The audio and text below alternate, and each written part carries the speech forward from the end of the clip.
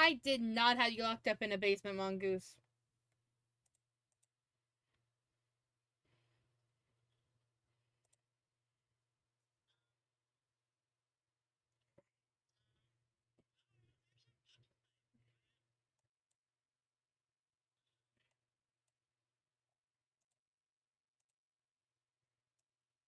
Waste my love. Anyone else? Never said it was a bad thing.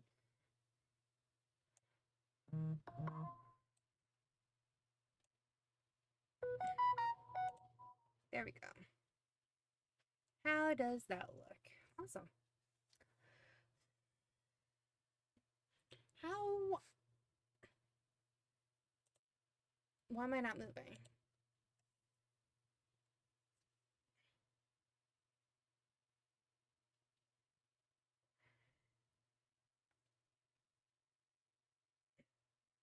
No, it's fine if I'm not moving.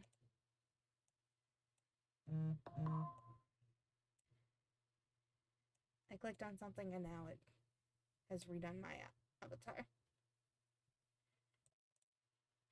There we go. No, I haven't. I'm sorry. I'm getting everything set up because I didn't have it set up.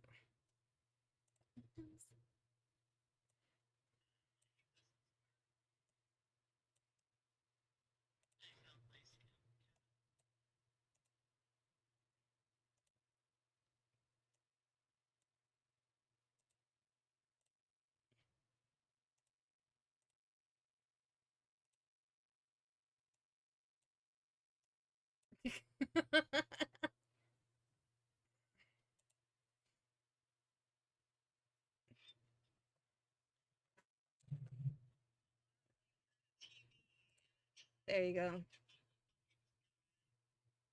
Oh, what?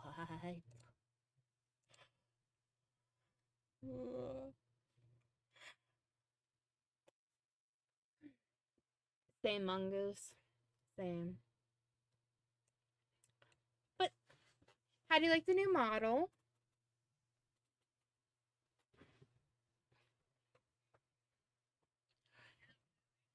Nope. It can. It just doesn't want to move. It said, nope, not gonna move today.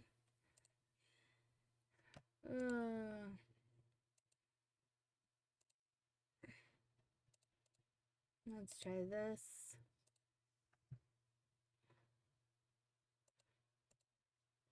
Did it click the right camera?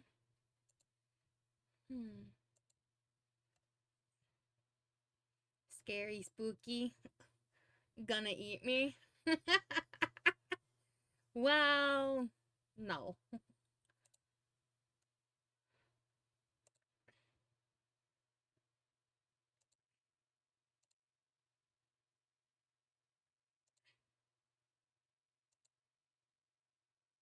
I promise.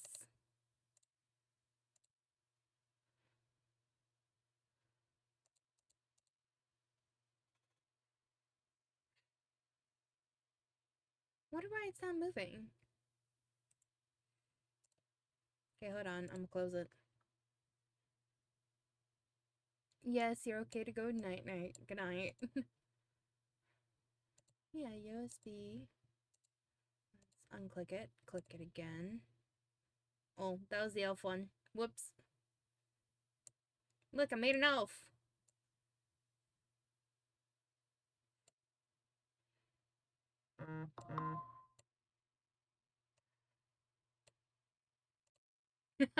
Mongoose's face.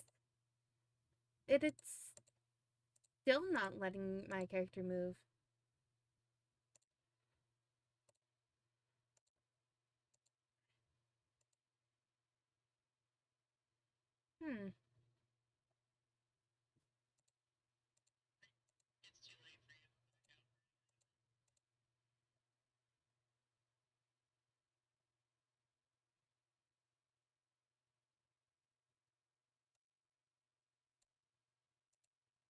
Hold on.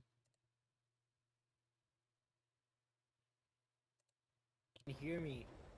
Can you please kill the beans, please? No, It would be please. very interesting. Oh no! No, please. I will legitimately do nothing for the rest of the game. I legit just go in a corner. I will go in a corner and just not do a thing. Okay, I will go in a corner. I promise you. I'll just go into this corner here and I won't move. I promise.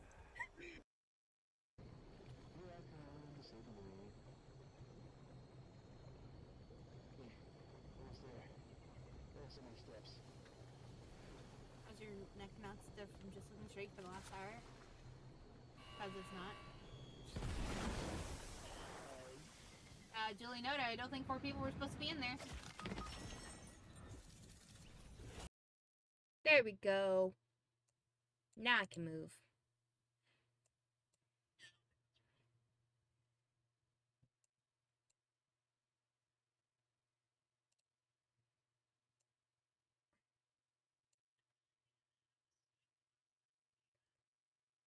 Hi, Crow.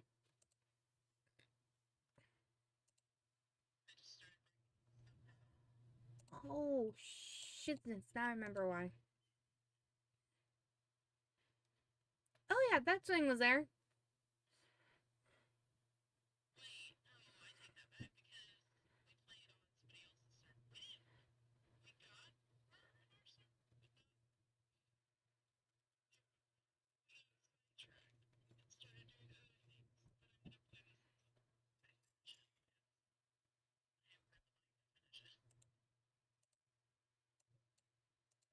Understandable.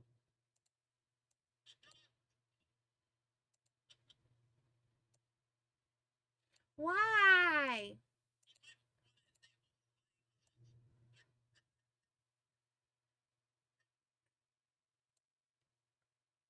I'm going to assume Risa just died to gravity.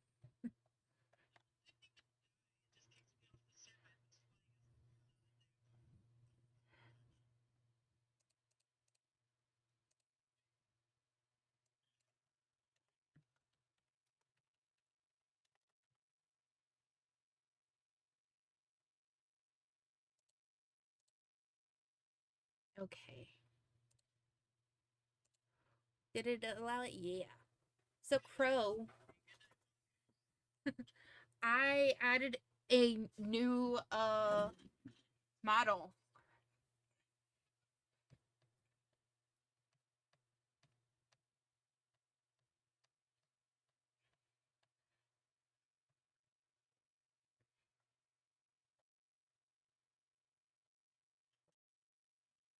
Beep.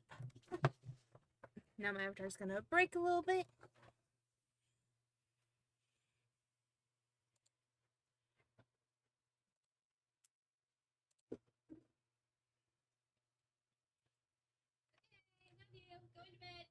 Night. Everyone says night.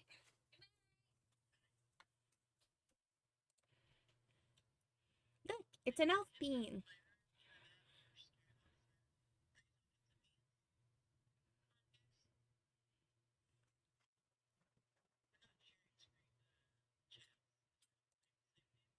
Yeah.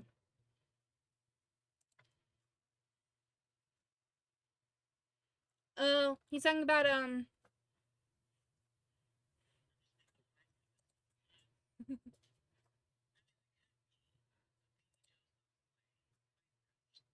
yeah.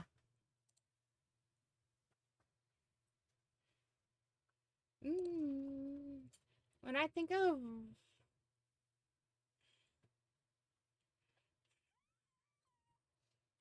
oh god. Risa, were you there? I let freaking, you were there, weren't you? I let Voice choose the entire whole thing, and he managed to make something happen that I never even got done before. And he made Cove bang his head and get caught in the loft with the character.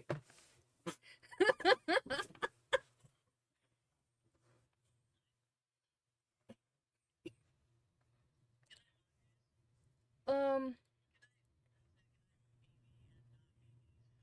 Night. So I'd say no, Crow, on that. Because when I think of Dark Elf, I think of Skyrim's Dark Elves. And I am so not that. I am looking at my skin tone, I am so not that.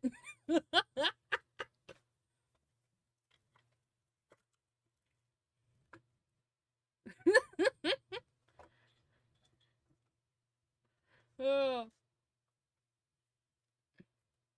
I'd be either it's a what, a wood elf, or a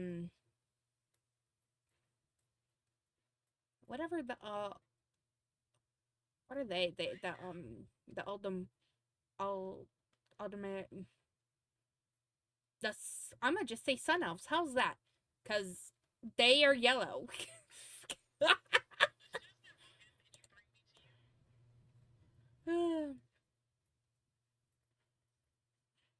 Go, fuck no. I didn't. I never finished it. I haven't taken a bite out of it.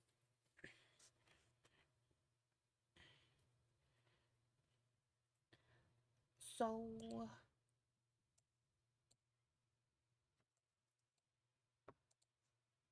Crow, question. As I'm looking up what thing I'm supposed to be doing right now.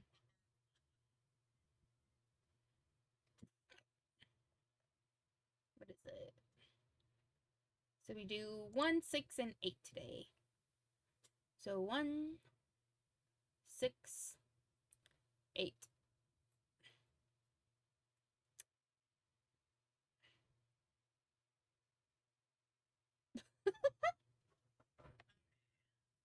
Or jaundice? Oh my fucking god, boys.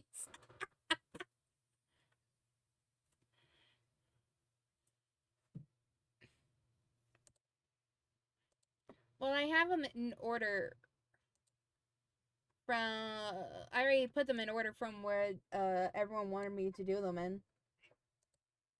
So the way that I put it is 1, 6, 8, and then we got the last one here, which is Escapade, and then we'll go to the End Summer.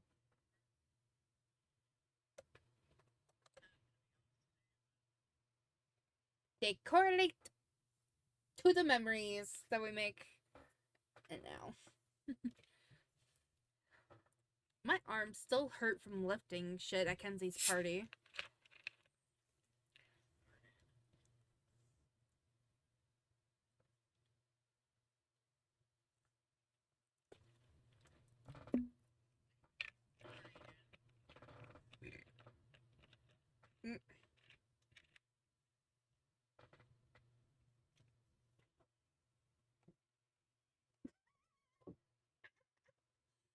He's just trying to get her face into the fucking cinnamon roll.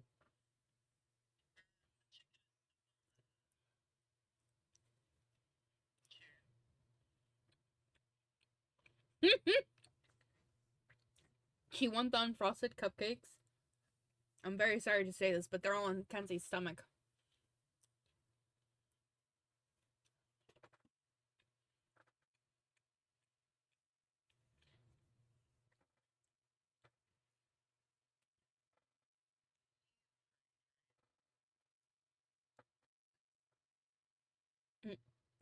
The family shopping trip had lasted most of the morning, and you still had to unload everything from the trunk before you could go and enjoy the afternoon.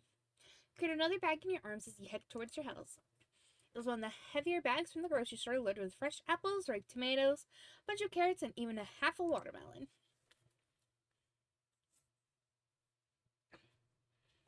See a crow.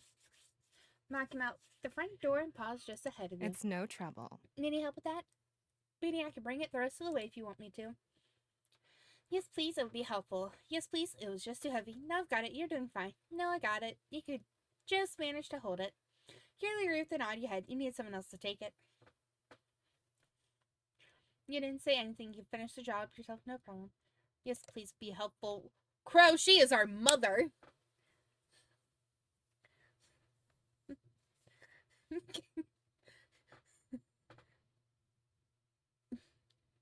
That is our mother in the game. Please.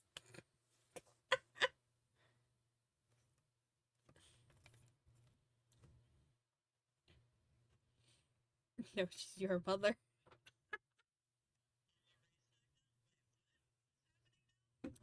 What?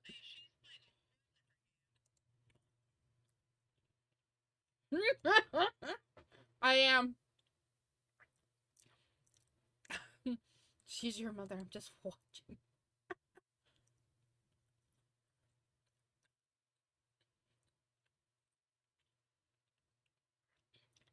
Mouse step forward, take the bag from your arms, and you made a quick run to get another bag. Pass by again on your way back to the house, and she gave you an encouraging grin, rustled fingers through your purple hair. You set the bag, next bag on the counter. Your older sister began to root around inside for the contents beside. How much is left? Still a few more bags. The huff and a puff, Elizabeth continued putting away the groceries, and you retreated out of the kitchen before you could become the target of her bad mood. Be careful. Bless you, Wiggles.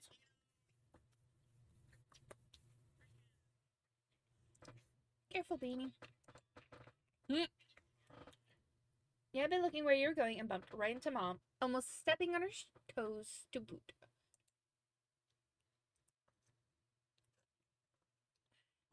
Fuck you, Crow. Sorry.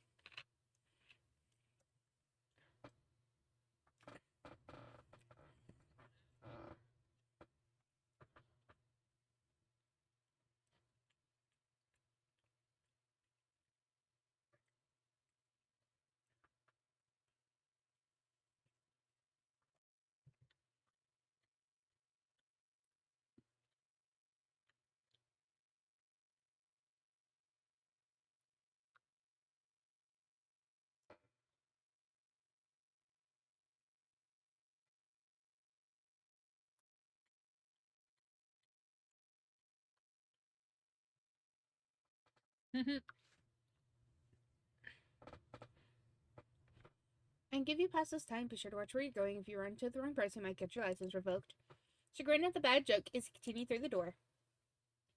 Asking Ba has started organized what remained and putting back any loose objects that had fallen out during the trip.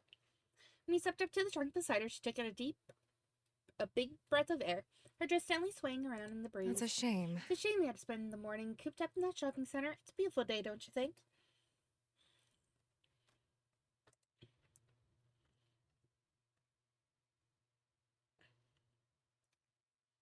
Ah, shit. Tilt your head to the sky, gazing at the clear blue expanse. Yeah, it is. Days like today are my favorite. It's too hot. I wish it was raining. I like it when it's stormy the best. You thought past winter, remembering the nip of cool air that would travel off the sea. Didn't snow and sunset bird, but being wrapped up in bed listening to the thunder and lightning gave you a certain sense of peace. I'm impressed you enjoy something like that. It's a good way to think. You smile at her, turning back to the trunk to help out with the last of the bags. Oh, hi, Cove. You notice Mom waved over to Cove, who had just exited his front door, his surfboard propped up under one arm. Let me see, surfboard and wetsuit? Where might you be off to on this beautiful day? Cove instantly startled, not having realized your family was also out there. Even though your mom was the one who called out, you're the one he looked at.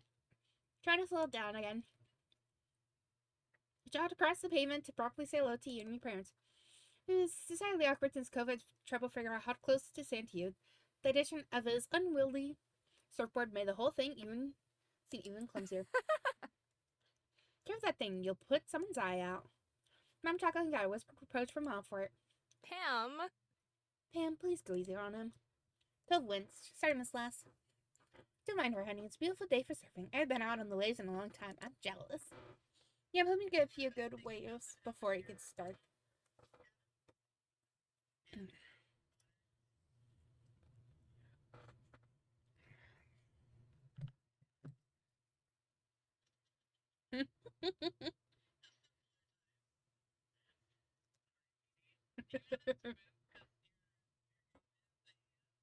No.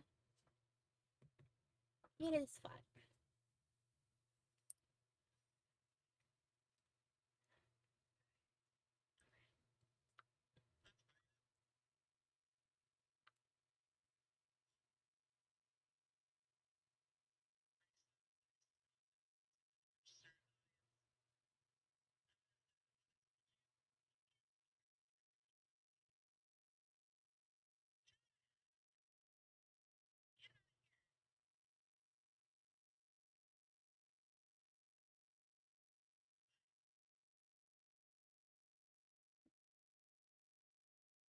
Hi, Cove. He had relaxed a lot when Mom spoke to him, but the rigidity came back as soon as he said something. Hey. Hi, Beanie. Cove managed to grin, and it almost felt like he had butterflies in your stomach. You want to come hang out there later?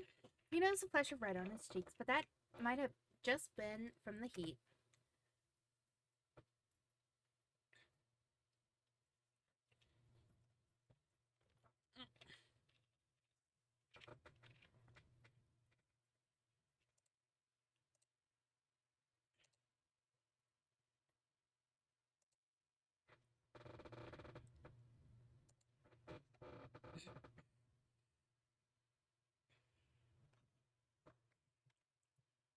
Sure, I'll meet you there when we're done. I didn't read the others. Oh yeah, I could do that. Alright, I can't this time. Sure, I'll meet you there when we're done. Cool. When he spoke again, he tried to contain some of the excitement that was clearly ready to burst. It'll be fun. You're not done unloading, right? Can I help? No, no, no. No. This is our job. You go enjoy the beach. We can catch up as soon as she is finished here. Alright, I'll see you. Yeah, bye for now. Cove headed on down to the beach with more skip in his step than normal. It was really cute. You smiled softly to yourself at the thought that you'd be joining him soon.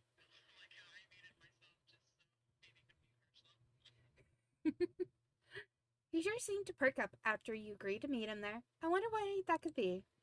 Ma? Now who's giving him a hard time, Lonnie? Shush. Shush, it's different. Mom's face broke into an incredulous grin. In what way? I'm being supportive and he can't hear it. Mom full on laughed at that. Lonnie. You're the worst of us when it comes to this, honestly. I keep trying to warn people, but they won't listen. I only want to help. I think it's fair to say you might need it. Meddler, but you have a point, right? You narrowed your eyes at their teasing, and they simply chuckled conspiratorially before taking more bags from the trunk and heading inside. Once everything had finally been taken in and put away, you got yourself ready to meet Cove at the beach. You had a surfboard in your room that you wanted to take with you. Your family had a surfboard around here somewhere. You weren't sure what you were going to do. He was surfing and didn't know how. You had a surfboard in your room that you wanted to take with you. You've been practicing your surfing more and more lately. It was always ready to go. After grabbing your board and getting everything ready, you headed down to the beach. Have fun. Have fun, honey. Stay safe. When you arrived at the shore, you were greeted by the crash of waves and the soft calls of seagulls.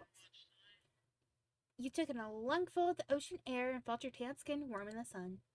You noticed a small setup nearby with a towel, some sunscreen, and a bottle of water. It must be Cove's. Spied Cove himself nearby. He hadn't gone out to see it. He was just sitting in the sand at the water's edge, his board propped up beside him. You showed up beside him. Hey, I'm here. Beanie. Looked up at you with a smile and quickly hopped to his feet. I was wondering if you were still coming. Wouldn't have missed it. Sorry you had to wait. And stay inside all day? I don't think so. I wouldn't have missed it. Took a try at your instance. Okay. Then he cast eyes out towards the waves. Cove, I'm not that good at surfing. I'm ready to get in there. Want to have a competition? Will you give me some tips? Let's have a competition. What does the winner get? You wrinkled your nose and thought about it for a moment. If you win, I'll let you have my dessert the next time you come over for dinner. And if you win, I'll give you mine. You shake hands to settle the terms and run out into the water together.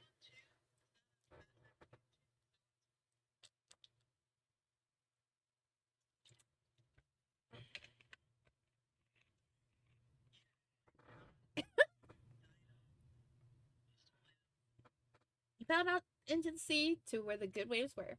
The water was cool against your skin. It's nice. Not too calm, but nothing too crazy. It looks perfect today. He smiled at you and you couldn't help but smile back. You felt totally content. Until Cove hit the water a little too hard and it inadvertently splashed you. Hey, sorry. The Belch did not come across especially repentant, as he was practically laughing when he said it. See ya. You splashed him back, you let it go. Splashed him back. You laughed but waited for an opening for revenge. The second he looked away, you kicked back, spraying him.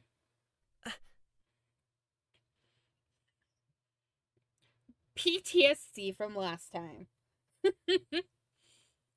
This is when we're supposed to compete over Beanie. It sounds to me like you're afraid. Can't take the heat. Get out of the kitchen. He tried to splash him once more, but he was ready for it and got to you first.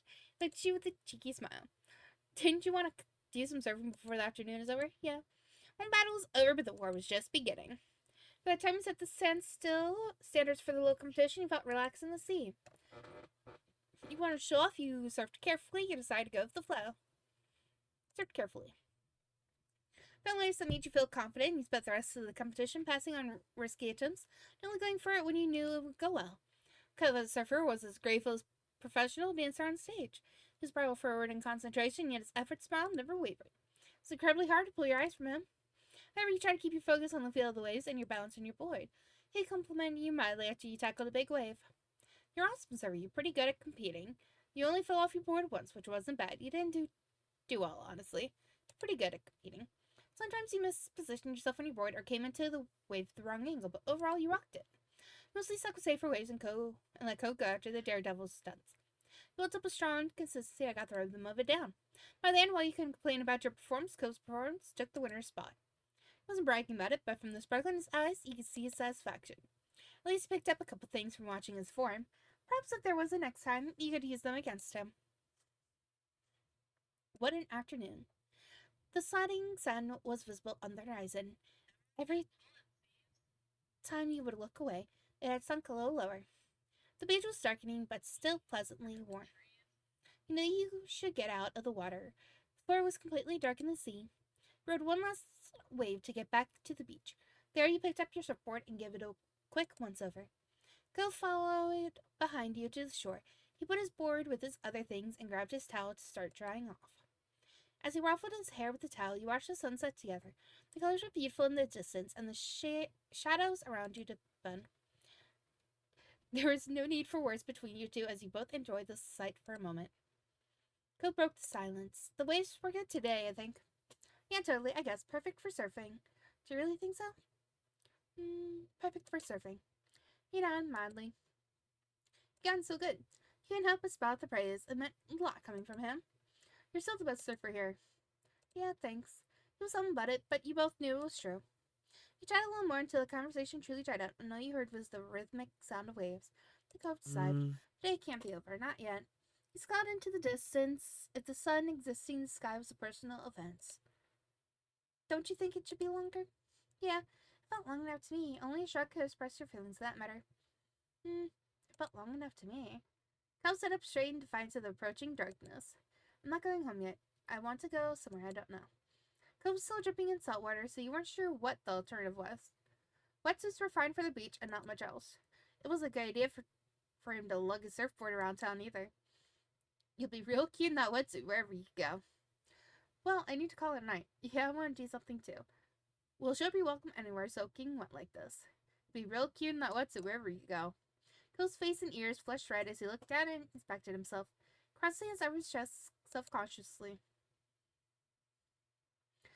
He had been so used to wearing it that Cove hadn't given his current choice of dress any thought. At least that was before you pointed it out to him. You would too, so Cove's eyes widened when he processed what he just said and awkwardly decided to give up on the whole thing. When he looked down the shore with wide shining eyes, there's at least one place that's always okay to hang out in, no matter what time it is, the park. You know, the park was virtually always empty. Even Elizabeth only went over there nowadays if she was looking for you. How times have changed. She used to be so protective of the place. In fact, the only person there was a chance of running into might be that Jeremy kid again. He brought up the idea to Cove and he cringed, but I'm still going. The sun's still there. A little. I'm saying as long as it is. You tagged along. You went home. Tagged along. Alright, let's go. Cove took a minute to put his stuff in order. He made sure to get it all, though it didn't take much care to shake the sand off. You left your own things. You sewed everything together quickly. You took your time to pack your bag. JD finished at about the same time. As a final touch, Cove plucked his glasses off the beach and put them back on his face. He looked more like himself now.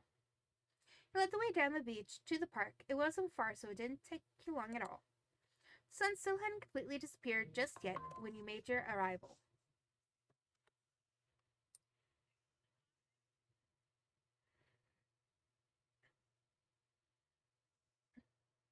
Cove stuck his surfboard up right in the sand, tossed the towel over top. By now, the two of you were mostly dry. The summer breeze on your skin kept you pleasantly warm. Cove idly went over to the monkey bars. He grabbed them, peed flat on the ground, and pretended to go across. He had definitely grown in the past few years. You could barely use the monkey bars yourself. There wasn't much space at all between you and the ground. When he got to the bar in the middle, Cove put himself up and through, then sat on top of the bars. His legs dangled off the side of the bar he perched on. You joined him on the monkey bars. You stood nearby. You took a seat on the swing. Let's join him on the monkey bars. Without Cove's height advantage, getting up there was more difficult, but you made it. You climbed on the side of the monkey bars and pulled yourself up to the top. Settled yourself in between two of the slats. The skinny metal wasn't the most comfortable thing to sit on, though you enjoyed the height it gave you. Guess what? Smiled broadly and raised an eyebrow. He's not here. Right, it was true. There wasn't a single sign of Jeremy. Looks like it was just going to be the two of you tonight. Cove hung his head and groaned dramatically. Your eyes widened when he whipped his head back up. No way. I can't believe how dumb my parents are for forcing me to come to those stupid plays. You were taken back and blinked for a second before you realized he was quoting Jeremy. Don't scream like that. When Jeremy is enough, that's not really nice. Funny, but not nice. You don't have to tease him. Look, parents don't know anything. Cove chuckled back at you, amused. You looked around the old park, the streets you knew like the back of your hand, and the bench. These were your stomping grounds. You wondered how Cove actually felt. How much was his joke just a joke? And how much was sincere dislike of this place? Really had never been his choice. Do you actually like this neighborhood? I know you don't think it's dumb. You let silence stretch between you two. Let's do the silence. He ended it. I don't blame Sunset Bird for my problems. You stared at him. Cove kicked his legs curiously as they dangled. He smiled softly. I like it here. I really do. It's a nice place. He didn't hesitate. There was no uncertainty. That was his genuine opinion. Yeah, I like it too. Well, at least one person likes it here. You're not adversely. Well, of course, I'm here, Joel. You're the best thing in the neighborhood, Cove. I'm leaning between the last two. Boys, you want to choose which one? I feel like this one's kind of an ego boost to us. I think this is kind of sweet, though. Like the last one.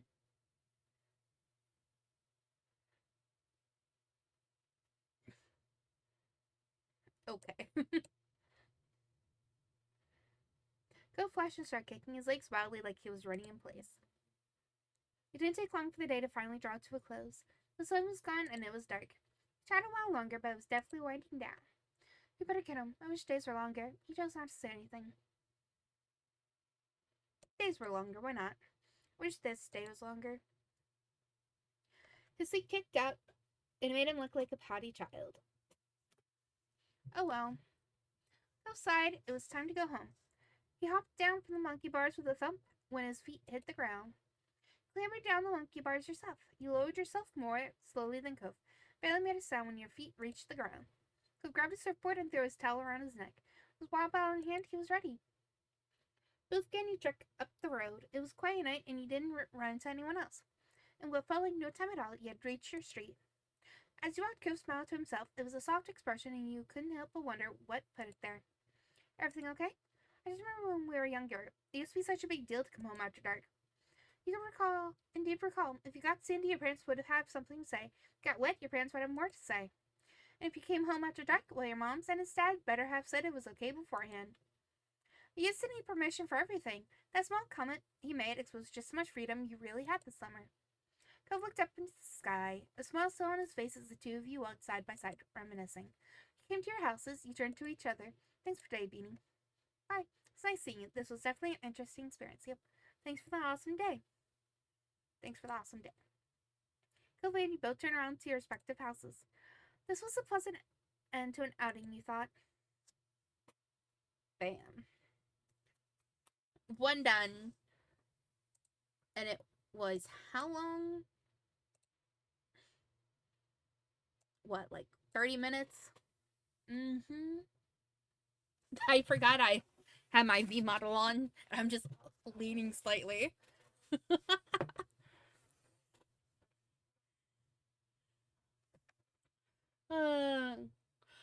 Alrighty.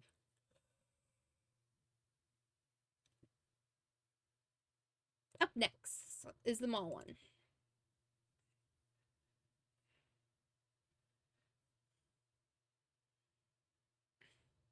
Lee's visit today turned out to be more involved than he expected. After overhearing where the Holden family was going, Lee insisted on seeing Mr. Holden's shop firsthand. An hour later, and Lee was busy looking at every item on display. Because Ghost's dad offers supplies, lessons, and tours, his shop had all the scuba-related stuff you could imagine. Fins, masks, suits, and snorkels. Ooh.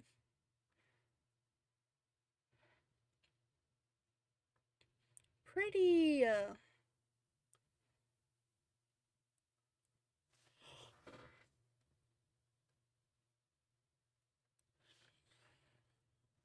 After checking out the shop, he finally stopped and looked at the whole room. This is the first time we've been here. It wasn't often that she tagged along to hang out at the shop. Spent a lot of time here over the years. The shop was as familiar to you as your own neighborhood. It's practically another extension of home.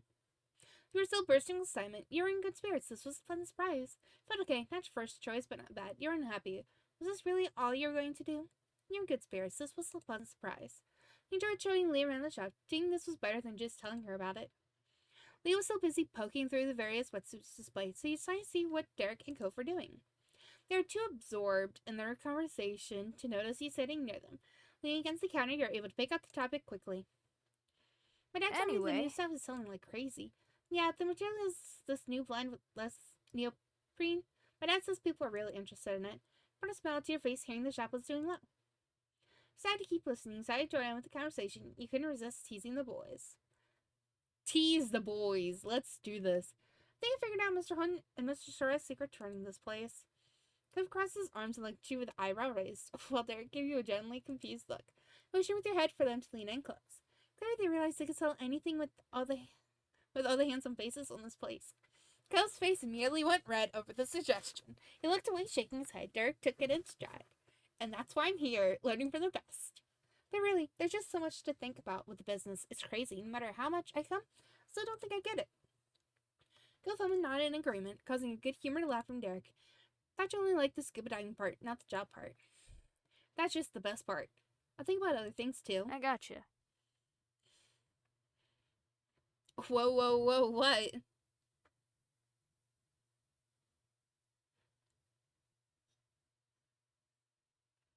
What?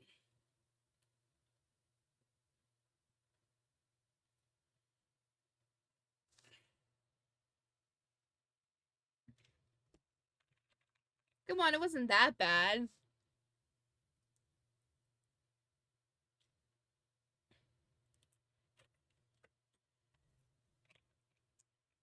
One of them survived it. Cool, the business side running it? That's my favorite part. As the going by, you caught movement and you realized that Lee was now standing next to you. Your dad's retired. Do you guys think you're going to carry on the store? Both sons shrugged in unison. There's tons of things I could do. My dad thinks so too. He doesn't want me to plan on working here forever. His gaze fell to the floor. You could see the conflict flashing across his face. I don't know. Oh no, it's a lot. Being the real boss of something and totally in charge.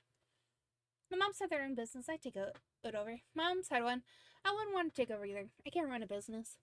I don't want to take over someone else's shop either. I want to do my own thing. Then do you think you guys will let me take over the shop?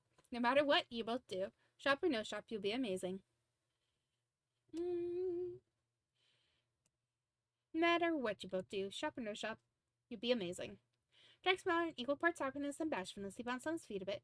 Thanks, Beanie. I'm happy you believe in us. Me too.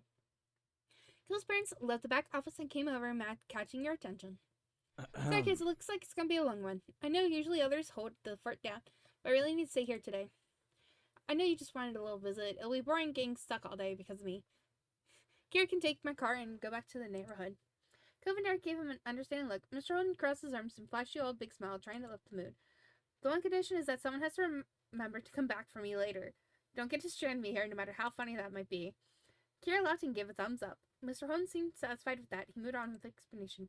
Derek, your dad also has hands full today, so he doesn't have time to run you back home. It's okay. That's all right, sir.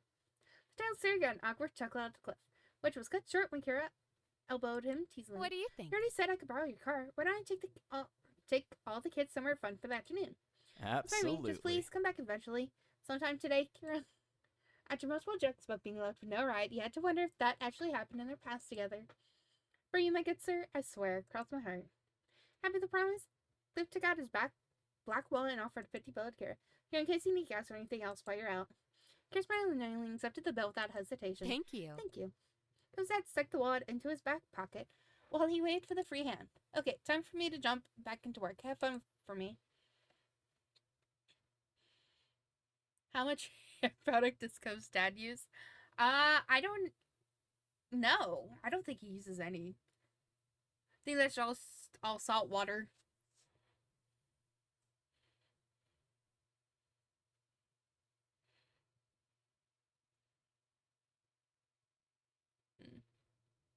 I don't actually think it tells us if he actually uses any.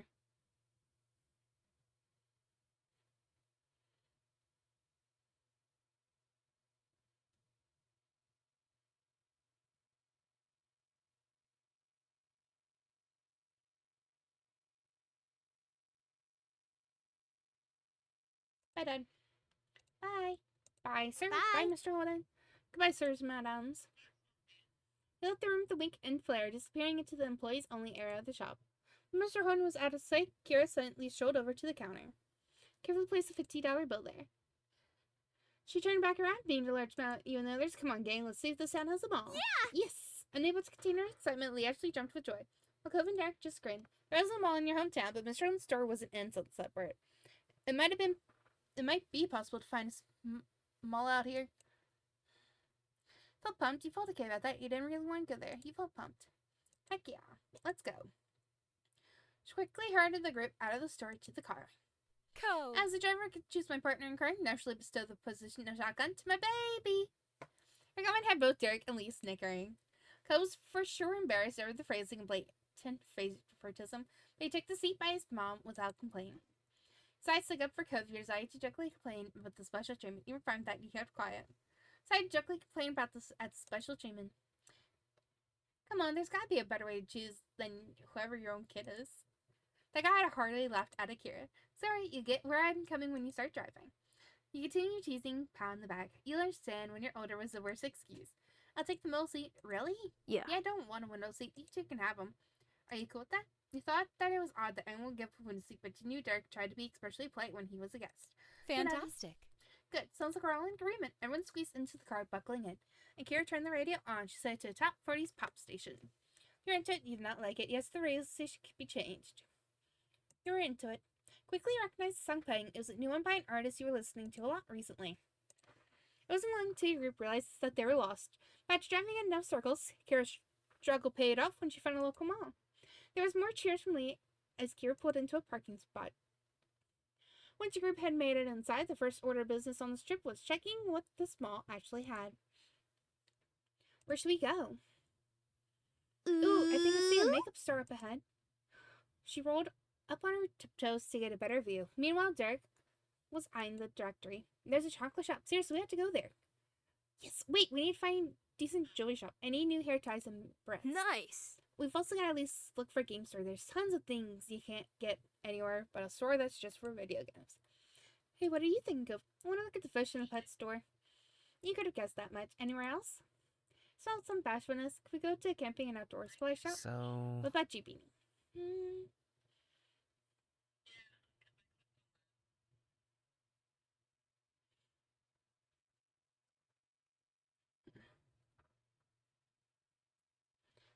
Art and supply store.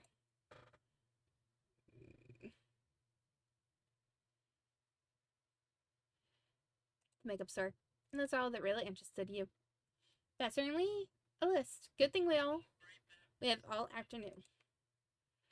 Yeah. I have my own stops I want to make. Let's regroup here at 7. What? You're not coming with us? We're on the same building. You won't be as alone as you think. Only be a few minutes away at most. You'll not to enjoy them all without me hovering. Okay. See you Be soon. back here at 7 p.m. Toodaloo. Leaving Derek and Lee stunned by their newfound freedom, Kira walked off. When she was almost outside, Derek's face twisted in confusion. Wow, she's really gone. I can't believe she just did that. This is so cool. We get to do whatever we want. You're happy about it, Jack, but I'm using a treatment. You felt unsure about the situation. Was this really okay? Felt okay about the situation. You were unhappy about it. This was not what you had in mind. You felt okay about the situation. Well, it can't be that different from having a parent here. Yeah, you're right. We'll probably be bumping into her at some point, too. The decision already made, Derek tried to pull They're his earlier So, enthusiasm for the trip. So where are we going first? Time's wasting. Where was closest? Things were coming together, but you realize there might be a flaw in today's sudden plans. What's wrong, Beanie? Didn't we bring money with them? Yeah. Yep, Yeah. I did. I always have some on me when I come all the way out here. You have money too. You left all your money at home. The original plan was only visiting Mr. Hone. You didn't have money at all since you always end up spending it when you got it. You had money too. Pet store. Immediately felt better about the situation. It would have been a downer not being able to even think about something at the mall because they didn't have money. I'm good. Now that everything was squared away, you explored the mall together as a group. There are many shops that you managed to venture into so far. You all went into an art and supply store, leaving you with the kip in your zip. This was better than you thought, and there's still so much to see. After having hit many of the top priority stores, you found yourself passing by a small booth. It was decorated in wind chimes of various sizes. You raised a hand to one of the smaller ones. That sparked your attention next was Cove. Thought for sure he was going to stop at the booth by the way he looked at it, but he kept going. Do you want one? It wasn't until Lee asked that you realized that you had stepped in front of the booth without saying anything. Lee just continued to encourage you. You should get one. I'm just looking. I don't really like them. You want one, but for someone else. You did want one. Should we? Should we? We should. Right?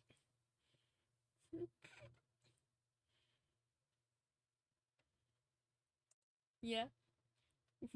We're gonna do it. No one can stop me. I'm the one who has the power.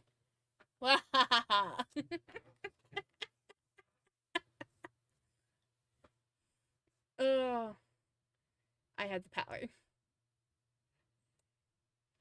Get wrecked. Oh.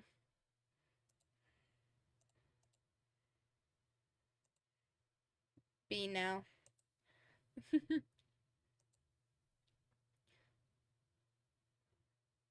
You want for someone else.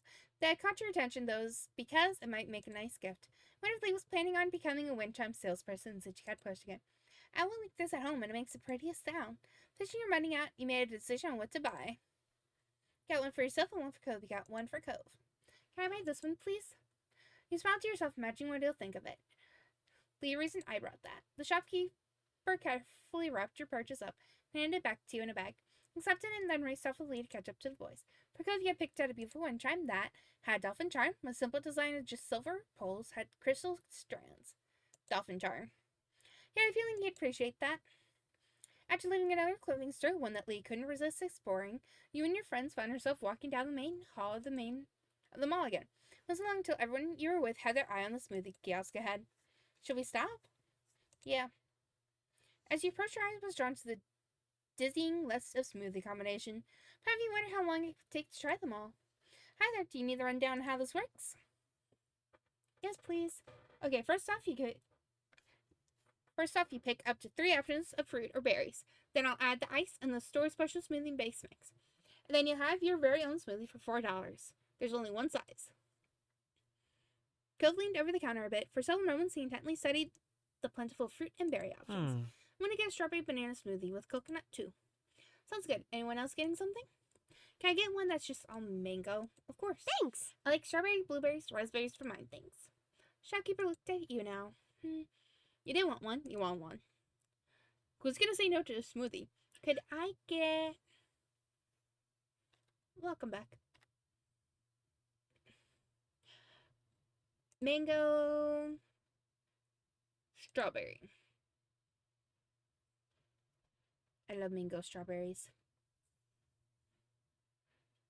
And that's everything.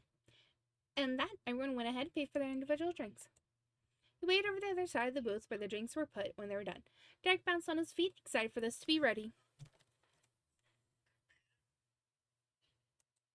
Aww. This is gonna be good. Lee chimed in with enthusiasm. Everyone says their smoothie-based stuff can make any drink great. Cove Willpower looked at just as eager for his smoothie. Likely there hadn't been anyone else before you, so it wasn't a long wait. Your group collected the fresh drinks as they were placed on the counter. Straws were placed through the opening at the top of the cup, and the first end of sips were had. Derek sighed in satisfaction after his taste. Mango's too delicious. Mine is super good too. Cove nodded and hummed in agreement. His straw was still in his mouth. You're really happy with yours. You regret your choice. You thought it was okay, only okay. You thought it wasn't as great as you expected when you picked it up. You're really happy with yours. This is perfect. Cool. We all made excellent choices today. Yeah.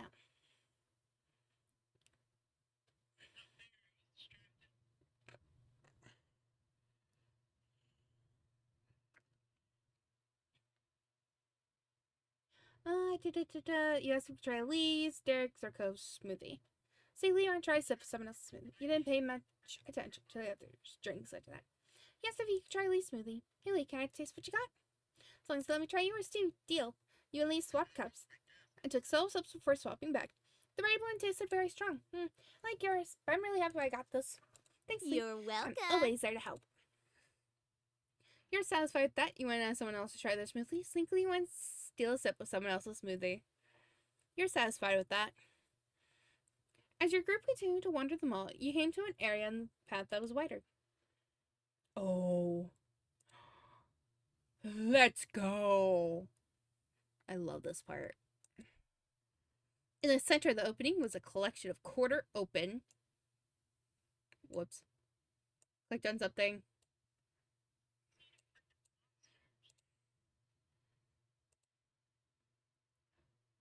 Quarter operated ride-on machines. Derek stopped as soon as he saw them, smiling ear to ear. Sadly, my model can't smile probably like that. So, I want to ride. I think we might be too big. No way. No way, we're not that old yet. Eagerly head over to the machines. Hi, baby. As soon as I instantly said baby, she just came over.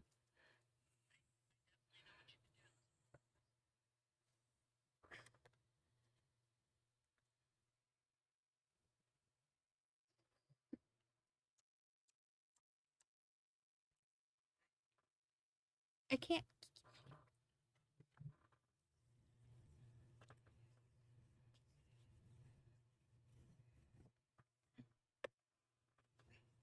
Give you kissies. Give you our kissies.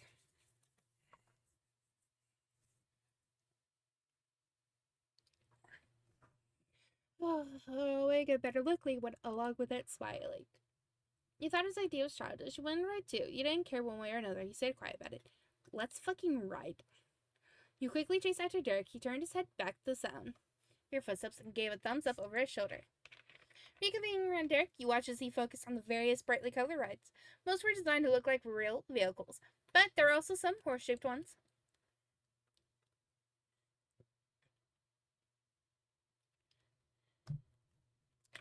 One of them came to see two people. Lee leaned in close to you and whispered playfully while pointing directly at the soul machine made for a pair. You should ride that one with Cove. You agreed to really? He was on something there. You rolled your eyes. You disagreed that was too crazy. Felt unsure you didn't reply to her. You agreed. She's on. That might be fun. I call the helicopter Y. Cool. It's the coolest, and I think it'll move the most. Started digging in his pockets, pulling out whatever money he had left. Wait. Is everything okay? I need 4 quarters, right? Yeah. I only had 2. There has to be more between all of us. Hold on. Pockets, wallets, and purses were checked over. Jack still had 2. Cove only had 1. Lee ended up with the most at 3. You didn't have any. Don't worry about it. You can have mine. Thanks, but you don't have to. It's not enough for me. And even if it was, it'd be done right while you had to watch. Cove shrugged. He tried and failed and looked unsure of what to do next. Well, just get on one right. We could exchange dollar bills for more quarters at a store. He didn't offer up a suggestion. Exchange dollar bills for more quarters at a store. Derek slipped a hand to his cheek, eyes wide. Okay. Oh yeah, that'll work. Let's do it. The group scattered to various shops around. When you shortly reconvened at rides, everyone had more than enough quarters. There was no wiping the smile off your face. Despite the little hiccup, initially the plan to hitch a ride was coming together. Let's get this over with. We have the coins. Okay. Cheer up, man. It's gonna be good. Yay. There were enough machines that everyone claimed one for themselves. Derek got his coveted helicopter. Lee was happy on a horse. Coveted his last. It seemed he didn't want to take a ride someone else wanted. He cared so little about it. You picked. Shall we do the double seat car with Cove? Boys, I'll leave this up to you.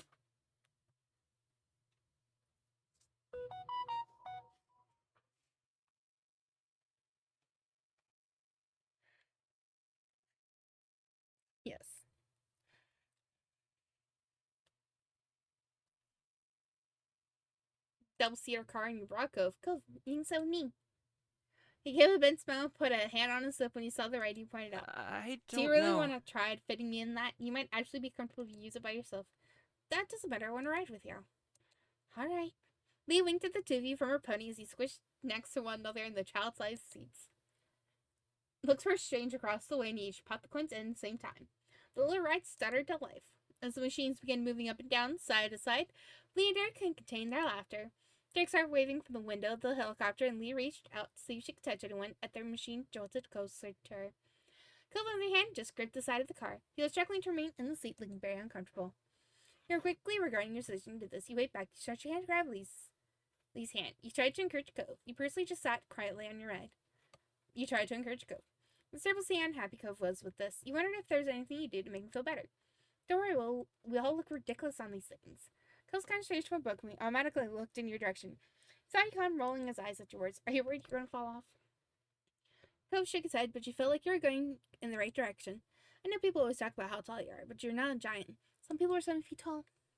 Cove looked at you, clearly fighting a smile. But his hands were still gripping his ride like his life depended on it. Okay, if you do fall, jump off of this and make a bigger scene, I promise. The thought finally broke him into a laugh, and his smile remained for the rest of the ride. Soon all rides came to a stop, and the group dismounted. Derek looked absolutely pleased at the conclusion of his pit stop. Then you noticed something at the corner of your eye. You tilted your head to look directly at it, and you burst into laughter. What's funny? Turn back to your group and nod in the direction of where you were looking. Is that one of the machines that takes dollars and gives quarters back? The kind that exists for people who don't have quarters on hand? Everyone said it's moved that way and saw that you were right.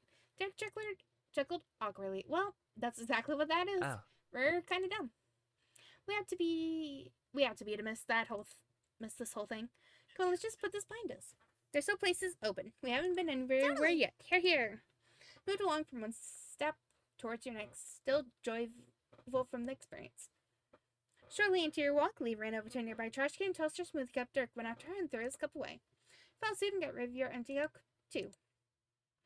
The clock inched closer to 7 p.m. as you all made your way back to the directory. It was hard to believe how fast the day went by. So. Where do you think your mom ended up today? We didn't see her anywhere. Don't know. She's just like that. Ooh, it's a mystery. Despite having vanished for the entire trip so far, when 7 p.m. hit, he spied her coming right over, waiting cheerily. Soon she was close enough, she punched Cove's cheek. Hey, Hey, baby and friends. Hi, Mom. Cove pushed her hand back with one hand and rubbed his cheek with the other. Did you have a good day, gang? Yeah. Today was awesome. We did so much. Not bad. It was fun.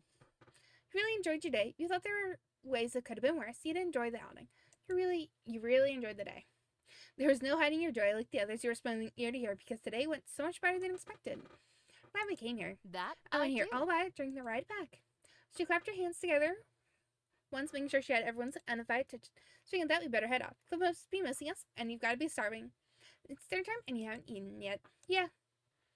Everyone followed her lead, started walking out the door to the parking lot. Something about what Carrie said felt off to you. There are tons of places to eat. It's a mall. You could have had dinner. You wondered if it was just a good guess, but you could feel your eyebrows raise when it dawned on you. She might have been keeping an eye on you after all. You were pleased with that. She didn't have to lie. That was actually pretty slick. You weren't sure about that. It seemed kind of sketchy. That was pretty slick. If she hadn't made that comment, you never would have known. You found it hard not to be impressed. Now, once could you recall even catching a glimpse of her hanging around? Though now that you think about it, not seeing her ever was suspicious in and of itself. Shaking off those thoughts, you caught up the others.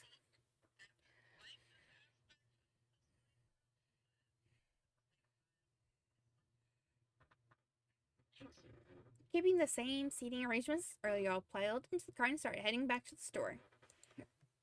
Train went by without any problems, as was filled with chatter about the various things everyone saw around the mall. So enough, you arrived at your destination. It was a much faster trip. Considering this time, Kira knew where she was going. Hearing the late jingle of the bells at the front of the door being opened, Cliff poked his head out from the back. He lit up, seeing who was here. Hey, sport, did everyone have an adventure? Hi, Dad. We had a blast. Yes. We found the mall. Aw. The mall? I wish I could join. He deflated in an exaggerated way. His shoulders sloped. Kira put a hand on his hands and smiled. He'll be up to tens. Are you set here? Almost. Mr. on the side for real. He then put himself together, standing up straight. Do you I mind? need just a little bit more time to finish up. Will you be alright killing time for a bit longer? It's okay. Yes, sir. No problem, Mr. Holden. Sure. We can have fun here. Excellent. What a great group of kids you are. He gave Proving thumbs up, Gary nodded along. I'll give you a hand. I remember the ropes. Why, thank you. They walked side by side to the back room. Before he was out of sight, Cliff stopped and looked over his shoulder. If you leave the shop, don't go far. It's getting late. Then the parents were gone again. Let's go to the docks. They're right down the way. Yeah. Oh, I saw those on the way here and really want to check it out. Are you coming, Beauty? All right. With a smile, Cove showed the way. Between the warm summer air and the smell of the ocean, you couldn't ask for a better night. thanks. Thanks for letting me come. Me too. Right? I'm happy we did this. Today was great. Cove, your mom and dad are really cool. Really? Totally.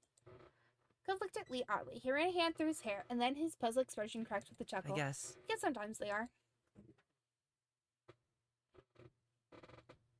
You continue walking. Every so often you look up the sky and see several stars poking out between the clouds. At one point you notice the Cove stopped while Lee and Derek kept going on ahead, busily chatting. Initially you wondered if something was wrong.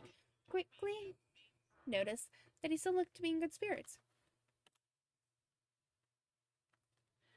I can hit the right button to unmute, I swear. Me?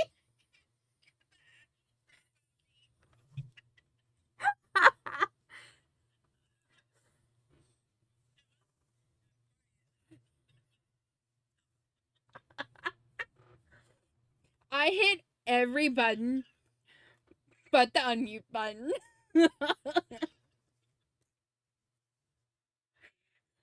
Yes.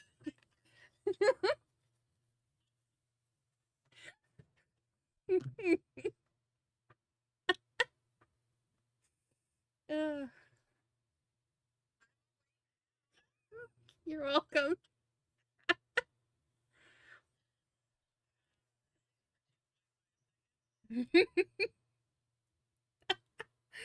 Initially wondering if something was wrong, but you quickly noticed that he still looked to be in good spirits. You decided to hang back with Cove. He gave you a quick, acknowledging look when he stopped at his side. You could taste the sea salt as he took a deep breath of ocean air.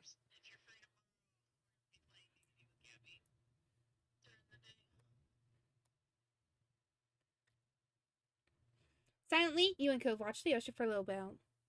There was something about the waves that you always found soothing.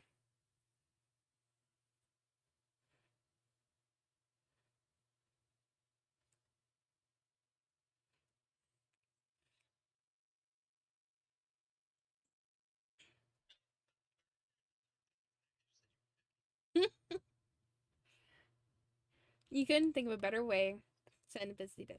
Then it hit you, the wind chime. This was the perfect moment. Quickly, you dug the wrapped package out of your bag. Hey, Cove. He barely replied and said focus was mostly on lazily watching the sea. The paperwork and crate as you pushed the package forward, trying to make him realize. Finally caught sight of it, and his eyebrow raised up high. Gingerly accepted the gift. Yeah, gingerly. Just seeing the present brought a smile to Cove's face. He carefully opened it, and his little body brightened as he recognized the chime. Oh my god. Oh my god. She talked about how you seemed to want it. You suggested that the chime simply made you think of him. Explained that Cove had given you gifts, and you wanted to give him something in return. He didn't know what to say now. Talk about how you seemed to want it. I really thought you were going to buy it. When you didn't, I couldn't resist. Cove's smile seemed to grow even bigger, and his blush deepened. He looked sincerely happy. You're just... Was he unable to find the words to finish his thought? The Cove started getting shy over his bashfulness, put a hand over his mouth. You were so happy that buying the wind chime was the right call. I'll take such good care of it, Beanie. Thank you. You're welcome. Not much time later, Derek's chipper voice caught your attention. You and Cove both turned your gaze down the pier. What are you doing there? Slowpokes, get over here. Hey, come on. He looked at Cove the same time he looked at you. You grinned and you nodded your head in the direction of your friends. Peaches is just watching my freaking finger. It's freaking hilarious.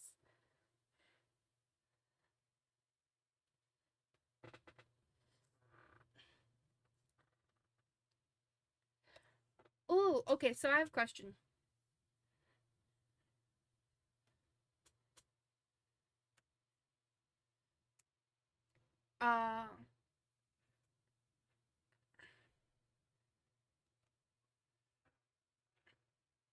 Yeah, sadly I only have one camera, so I gotta switch between me and my model and Peaches.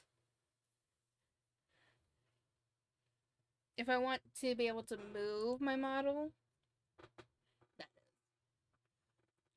And normally people like seeing the wiggle of the hat.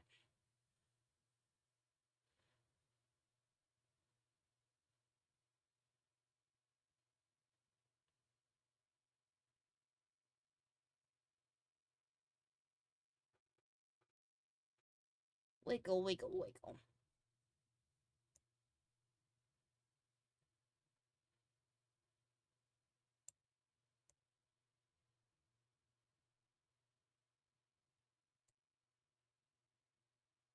Hmm.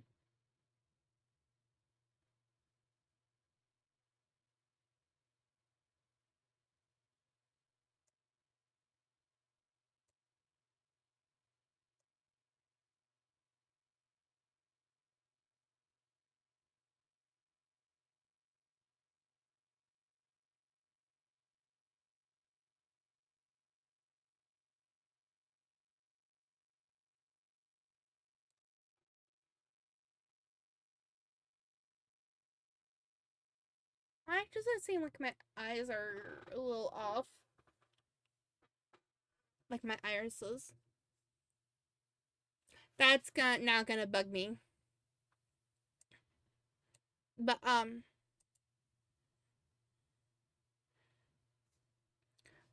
so voice, you get to be a decision maker here. Do you So of course there's different ways this could end. I of course will do the ending where we can get all three. Just so we can all see that. But I can make an alt save at the end of this where after we do the three endings, we can go back to this alt version and we can completely romance Cove. Would that be ideal for you? Because I can do a long ass stream for that one. Yes, okay. Yeah, I offered to do an alt thing, a alt save, so that he could have a different version of the game. So I wasn't an answer in chat. I was expecting that.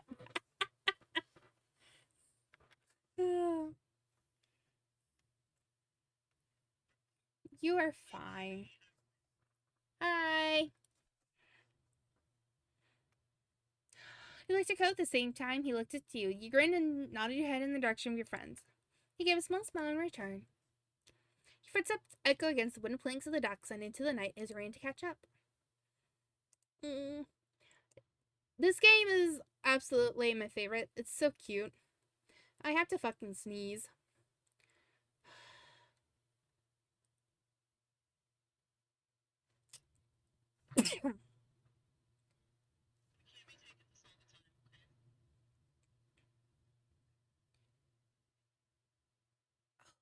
I think that was it. So we do the homework and thank you. As soon as we're done homework, I'm gonna end. And then this Friday we'll finish off. I'll make of course an alt save before I hit the summer end. And then we shall be good.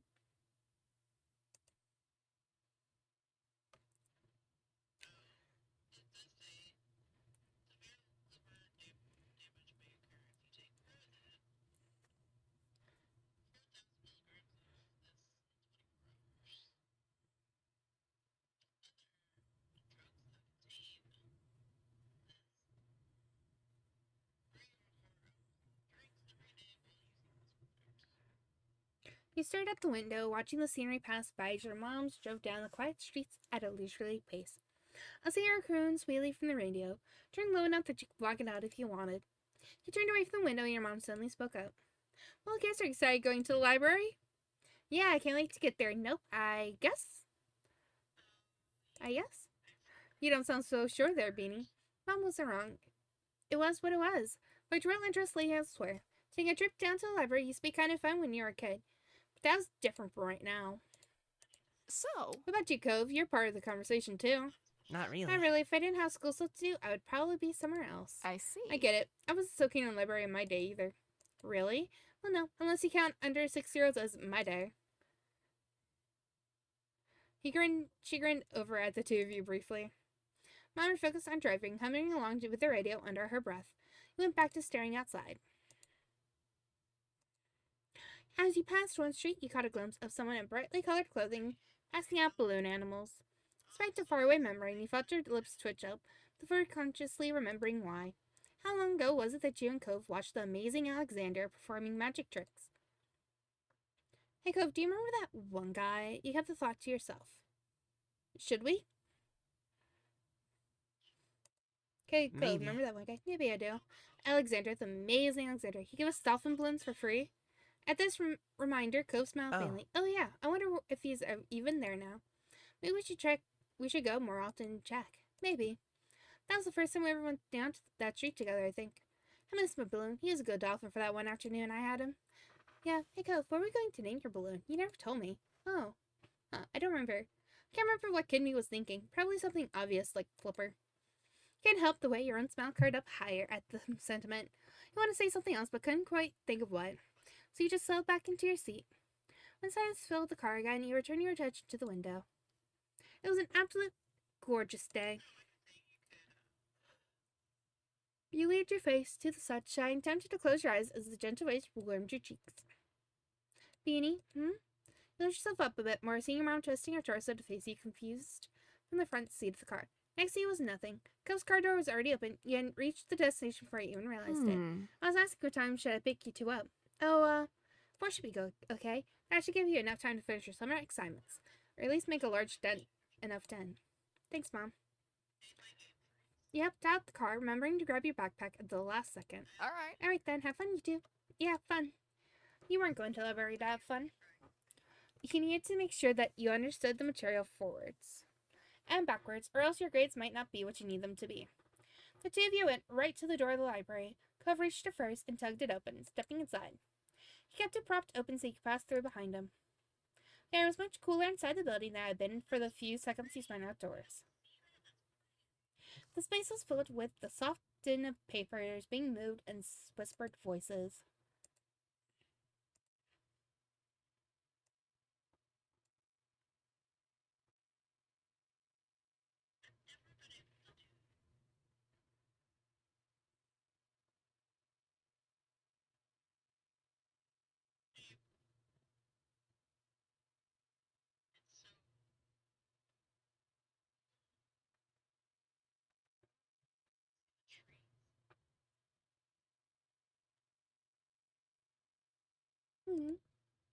He's kind of distracted on the ride here.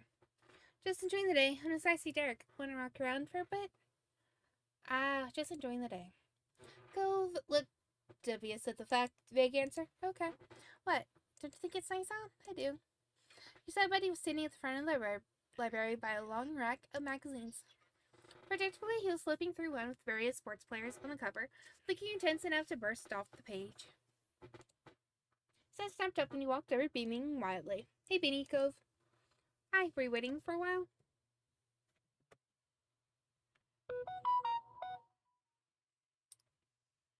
Not super long. Derek put the magazine back in its place. Then he gestured to the space at his side. Most of the tables were empty, only a few people leafing through books. There's plenty of room. Unspoken agreement, the three of you started moving towards the seating area. Derek taking 2 steps for every one of Cove. Ooh, guess what? I'm pretty sure I mastered the fake shot. I'll show you some other time. Jack looked over to gauge the level of interest. Do you know it? Cyber's not really for me. All the sporty stuff Cove liked was beach-related, surfing, snorkeling, bodyboarding, and he didn't play a lot of team games, but he did like double volleyball. How does it go? Dick's eyes flashed with excitement as he explained. Okay. Well, you move the ball like you're going to go all way. Then he determined by running a few steps ahead, showing off some fancy footwork. You do it like this. So it does it like that. You left bobbling head at his attempt to get the trick across with no ball. That'd be something pretty cool. You'd seen what you could do for real back when you helped him babysit. Shh. The three of you looked over to the checkout desk. The librarian stood behind it and was wearing a deep frown. You felt bad. You were apologetic. You didn't think it was a big deal. You were apologetic. You felt sorry as she sighed. Before turning back to the book she was reading. Derek scratched his cheek, choosing not to let that derail things. Oops. So, what are you guys working on? What were you working on? There are some things you had gotten to start with. You had yet to start a single assignment, Sally. You had yet to start a single assignment because you didn't feel like it. What weren't you working on? You had started working on most of your assignments. Not wanting to leave them until the last second. You hadn't decided which to focus on this afternoon, though, so you had brought all of them. Who knows? There's a chance you'll be able to finish all of them, or so you hoped. I think I'll work on my history assignment. I've got some math problems that need work. I don't care. I don't know. I got some math problems that need work. Atmosphere was good for studying and you felt motivated to tackle them. There's some reading too. I have to go through an assigned book. I'm going to do that later since it doesn't need extra references or anything. What about you two? Bless you, Wiggles. I've got a few worksheets. They look pretty easy, but my school gives us 3 books to read. Can't they just stick with just one? I think I timeline for history. You'll find a table close to the tall bookshelves and set up the camp. Within seconds, stencils and folders and books were strewn about on the surface. Hmm.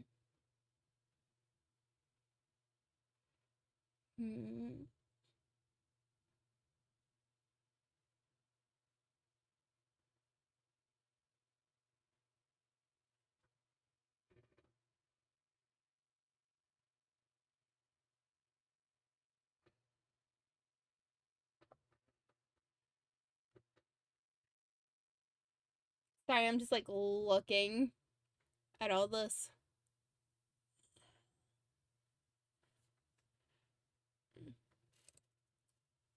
You focused on your work, you doodled. You just looked out the window again.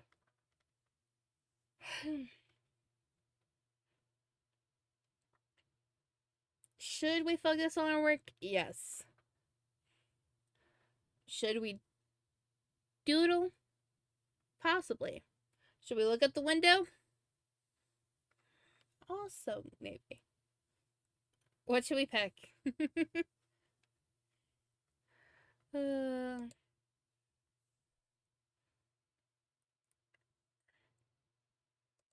Doodle. We gonna doodle. You've been hard at work. After some time, your attention began to wander. Before you knew it, you were scribbling on the margins of your paper instead. You were in the middle of attempting a shark with toothy jaws wide open when you felt someone looking at you. Glanced up, seeing Cove looking over your scribbles. Cove's eyes rose to meet yours. It's nice. Are you gonna do the rest? Add the second dorsal fin. Pointing to a spot on the unfinished shark. Yeah, thanks. Push forward with your scribbly creation. For some time, Cove shifted in his seat, twisting his back as if trying to work nuts out of it. Feeling antsy? He paid enough attention to Cove to realize when he was no longer feeling comfortable. Yeah, I'm gonna wander around for a bit. Talk to you See later. ya. I'm gonna sit here. I'm making good progress. I'll come with you. I'll sleep too. I'll come with you. Might as well take the opportunity to refresh yourself before getting back to work. The two of you strolled away from where you've been working.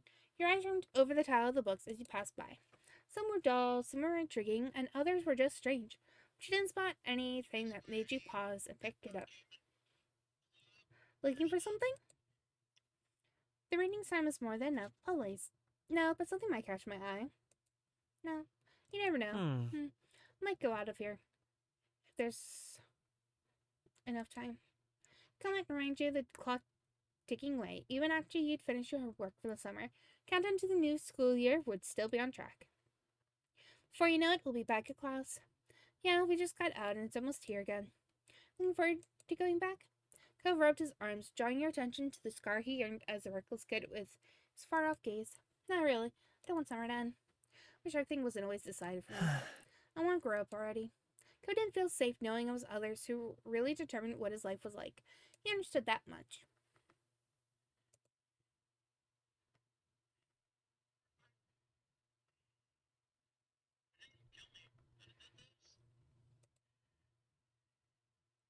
He touched him softly. He bounced poorly, shrugged casually. He touched him softly.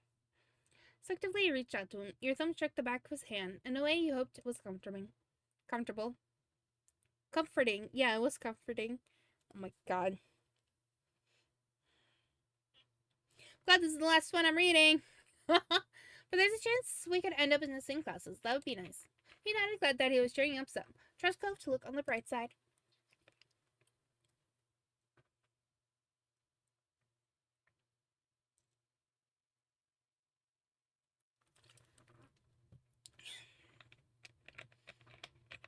I like that. Smile spread across his face, crinkling his eyes. So, What about you? Do you want to go back to school already? Yeah, I'm ready for school start. No, I don't want summer end either. I like summer, but I'm ready to go back to school when I've got to. I don't know. Like summer, but I'm ready to go back to school. There's a lot I've got to do.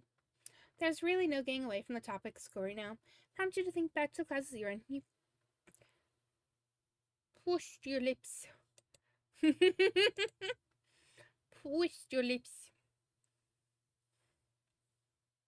When I think of that, I think of like the whole like someone just squishing your face so your lips just, look like a little fishy.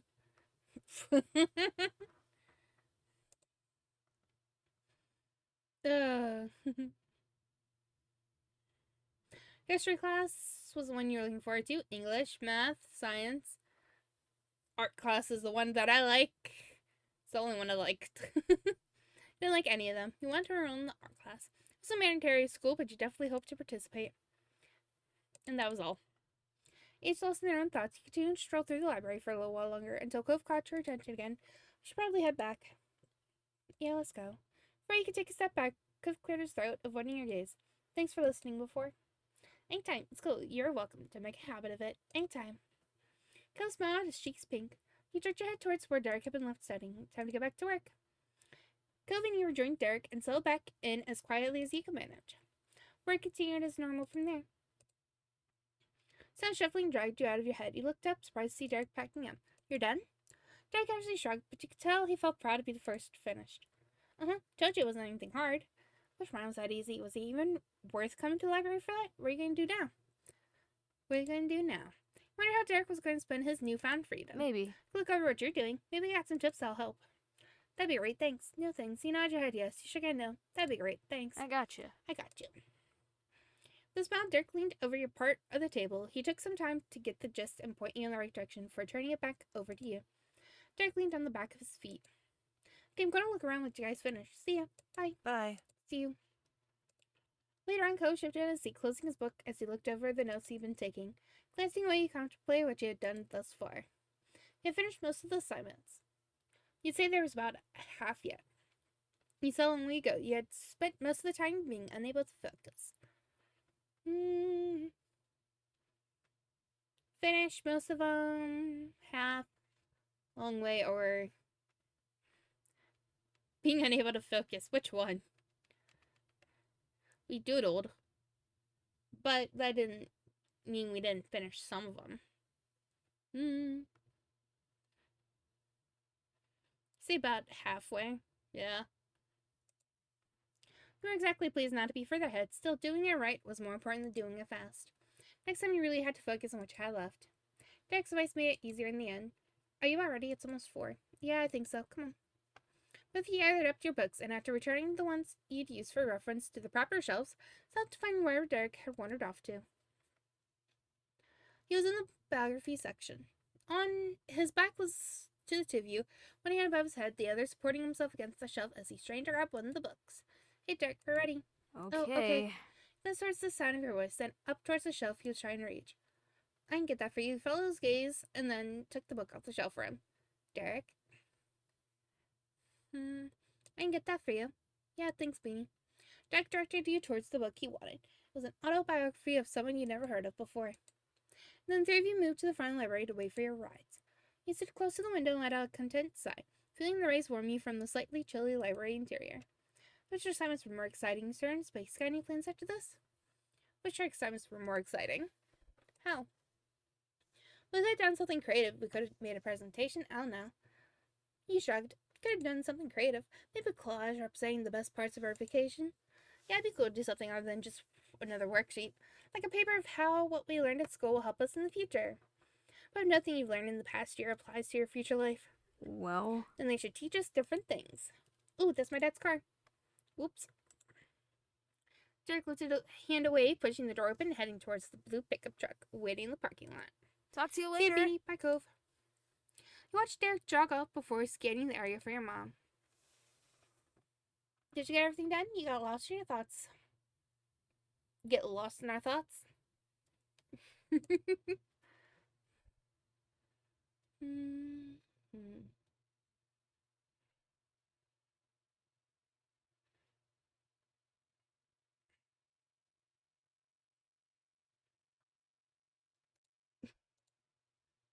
No lie.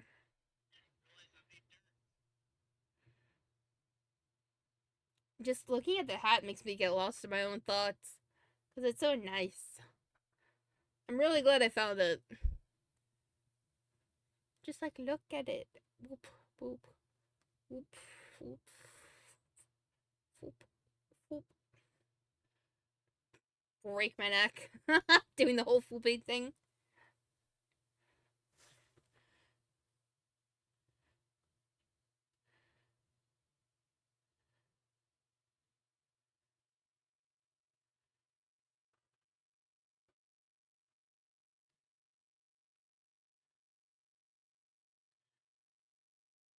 That actually looks like it's broken. No, like.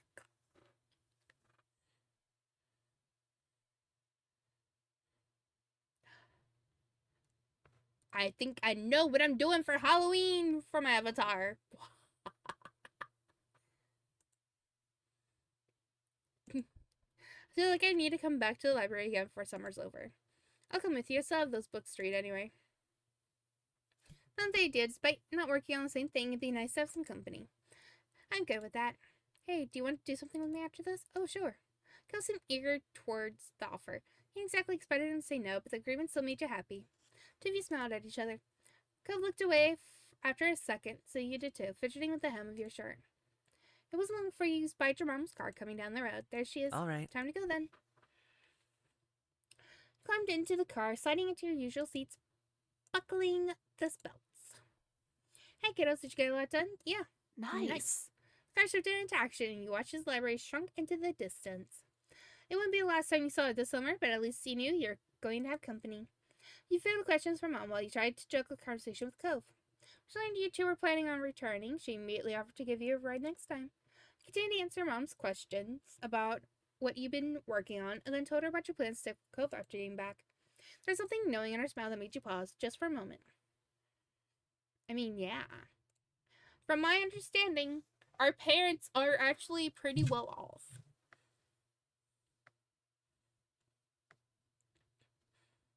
I mean, they adopted 2 kids. Adoption is not cheap. Even at the time that this technically was going on, when they adopted, which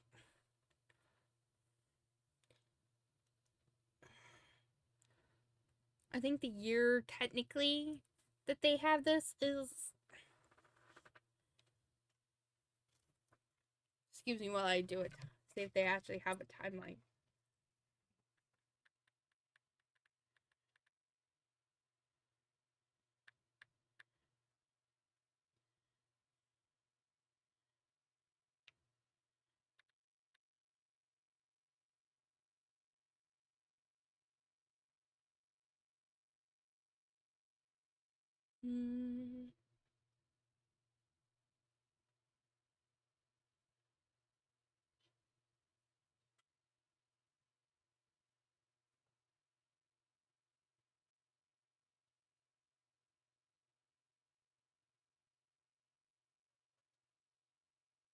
GB Patch posted in step 1. It is 2006.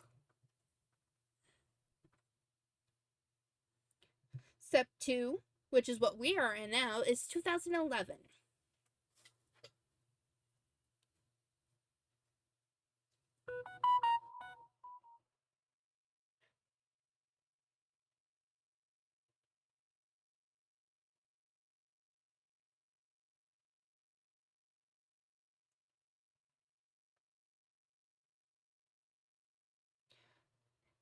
In step 3, it is 2016.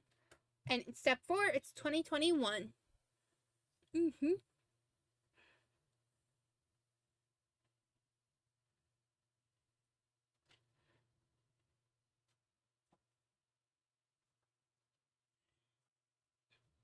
So, yeah. Mm-hmm. Mm-hmm. Indeed. What a couple of years. So,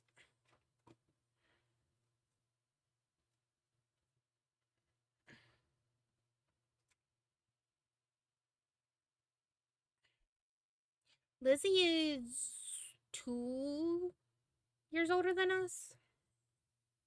And in 2006, we were both what?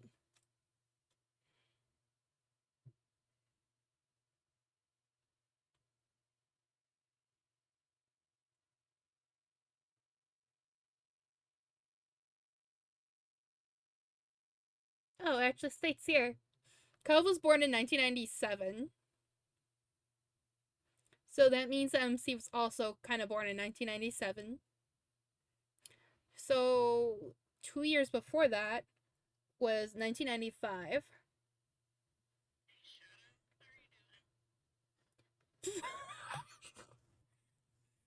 Realization has hit me now. Guess what? They're older than me.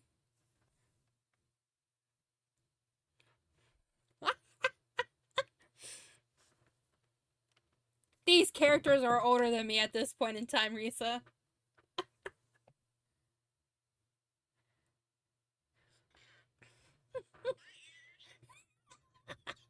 I'm sorry.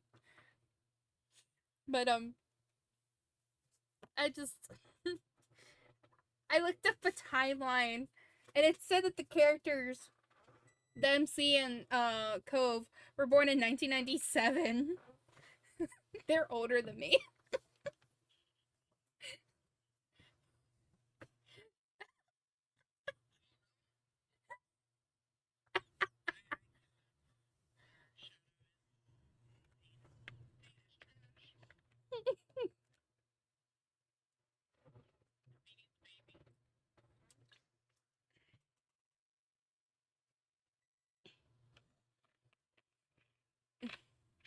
God, I thought I was like the same age as Elizabeth, but I'm not. Elizabeth is older than me. Oh God. Okay, I go back to reading this. I'm on the last one. Yes. Hi, Hacks. Yes.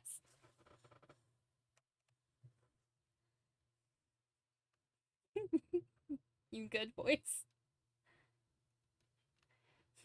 Okay, I go back to. I didn't mean to. He came to that conclusion on his own. I go back now.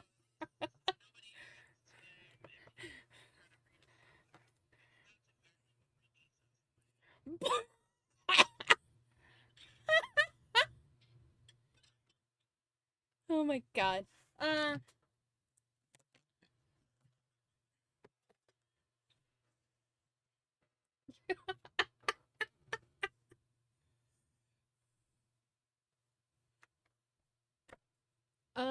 What date? I don't think I agreed to a date with anyone.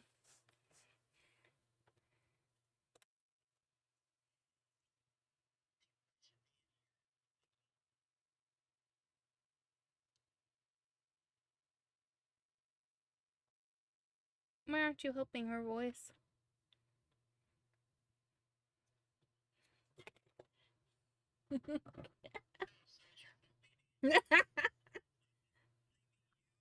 Yep. I just got thrown underneath the bus.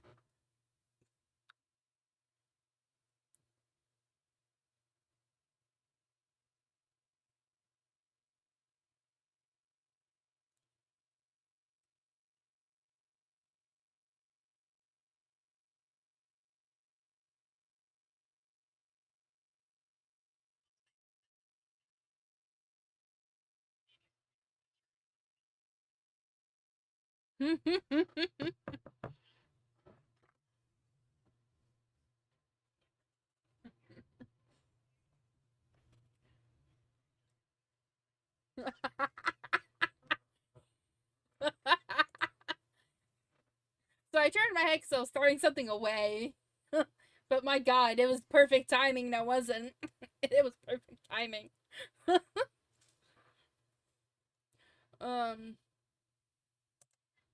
I don't do movie dates. Not anymore. Very sorry. Hex.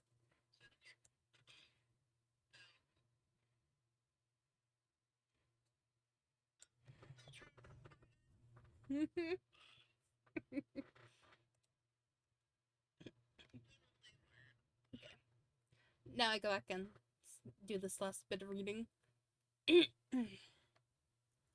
Very sorry. I've had some bad movie dates.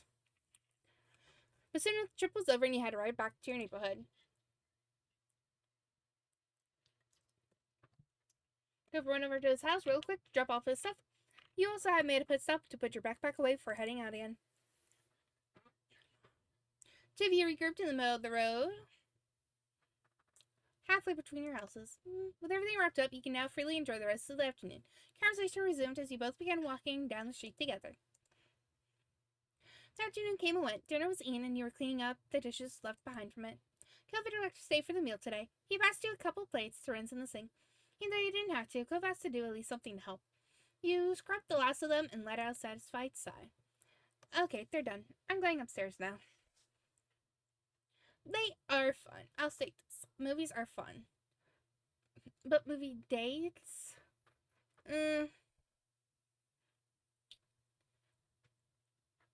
So, my last movie date was roughly back in high school. And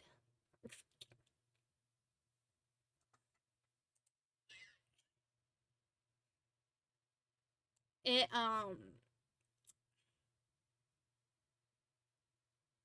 the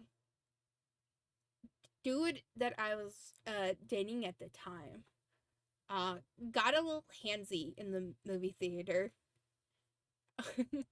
And I was not for it because I actually wanted to watch this movie.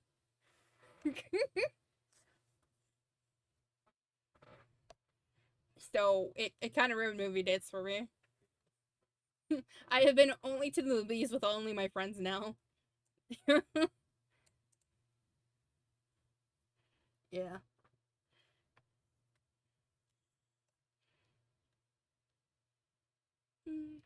That'd be nice. I'm trying to talk Mama Beans into going and seeing How to Train Your Dragon again. I say again, she hasn't seen it.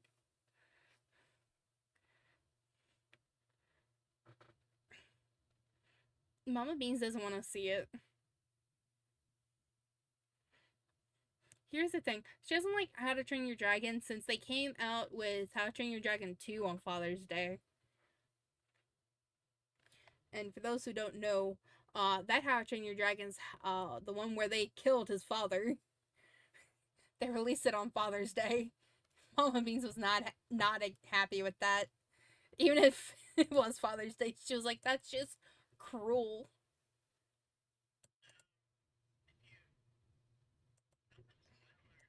That movie has been out for a long ass time here now, boys. If no one has seen that cartoon version. But, yeah. But I was like, it's the first one. You have to see the first one. You don't have to see the second one. I'll go see the second one without you. I promise you that.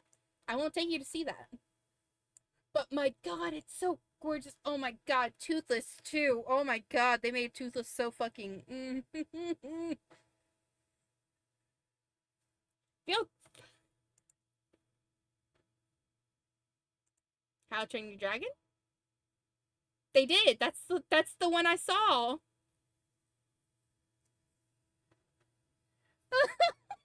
Oh, voice.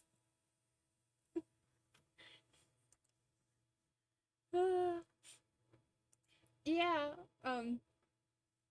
I'm talking about the live action one. I'm sorry, voice. I didn't. Yeah. I'll say this, voice. Go and see the live action one. It's top tier. I think everyone being so upset over the skin tone of Astrid is so just they need help. They think that is an issue. They could have done her hair differently. I'll state that.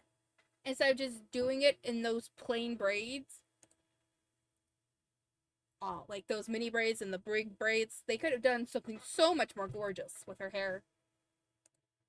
But other than that, it was completely top down good. She was a good Astrid. My issue is that the twins didn't look like twins. And they're supposed to look like twins. They're supposed to look identical. Oh my god. Peaches just yeeted her bed off the fucking side of the table. Peaches, are you okay? My cat, everyone.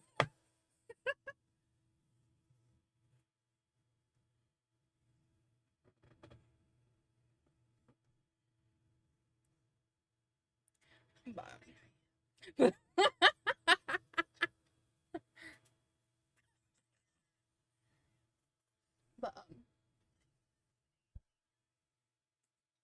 oh my god.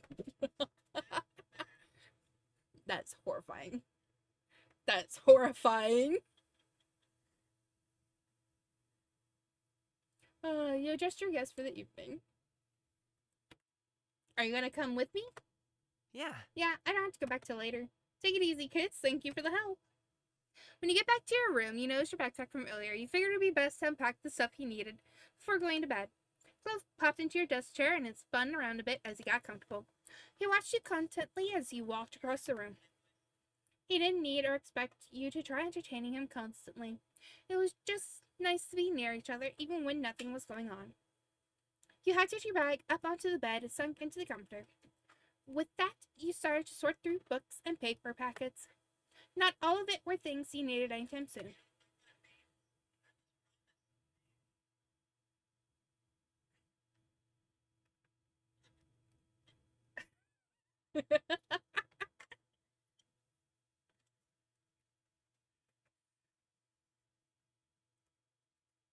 A small pile of the most important assets began to grow at the side of your backpack until you've gone over it all. You had actually finished flipping through the contents, but that wasn't all of your work. You instinctively pulled the opening closer to you and peered inside. Second look through commenced, and then third, and then you began to open the smaller pockets. You're missing your math assignment. Beanie? At this point, Cove could tell something was wrong. That was the part of your summer work that you had gotten done, and now it was gone. It hadn't been that noteworthy before. The back wasn't really zipped when you had first begun to look through it. The word could have fallen out somewhere if you had it in the first place. You're upset by the revelation, but made yourself stay calm. You started to panic. All you could do was shrug. Your stress level shot up. It was best to think positively. You felt paralyzed. Best think positive. You might find it somewhere. Even if you didn't, there were other things you could do to fix the problem. The math work isn't in my backpack. At your word, Cove jumped out of his seat. No way! Oh crap, is there somewhere we can look? The bag was kind of open, so he went sympathetically. That left a lot of options for where it might be. Most of them bad. The result to check the spot the backpack was originally left in.